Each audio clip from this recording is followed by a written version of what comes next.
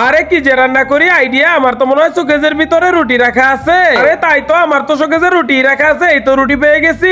আমার তো মনে হয় ফ্রিজে চিজ রাখা আছে। হ্যাঁ হ্যাঁ, আমার তো ফ্রিজে চিজ এনে রেখেছিলাম। আরে চিজটা আবার কোথায় গেল? ওই তো চিজটা তো রাখাই আছে, এই তো পেয়ে গেছি। আর ওই ডয়ারের ভিতরে তো আমার ড্যানিশ দুধ রাখা আছে। হ্যাঁ যাই তো দেখি সত্যি রাখা আছে নাকি। আর এই তো রাখাই তো আছে। আর ওই তো পাতিল পেয়েছি, এখন তো আমি একটা রেসিপি তৈরি করব। তার আগে তো ওই বাটারটাকে আগে খুলে নিলাম, এই তো বাটারটাকে খুলে নিয়েছি। এখন তো ড্যানিশ দুধও ঢেলে দিব।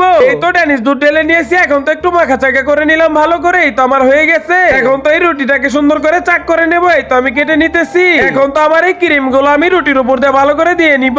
তো হয়ে গেছে, এখন তো সুন্দর করে ডেকে নিলাম। আর বাহির দিয়ে তো একটু ক্রিম দিয়ে দিতেছি, তাতে খেতে মজা লাগবে। এখন তো এই পাতিলের ভিতরে আমি চা রান্না করবো। এই তো আমার চা হয়ে গেছে প্রায়। এই তো ড্যানিশের ভিতরে তো রং চা দিয়ে দিলাম, আমার হয়ে গেল দুধ চা। এখন তো রুটি দিয়ে ভিজিয়ে খাবো। আর এই কি আমার ছেলে খেয়ে নিল। অনেক কষ্ট করে রেসিপিটা তৈরি করলাম আমি খাবো বলে, এখন তো আমার ছেলে খেয়ে নিল। অনেক মজা খেতে।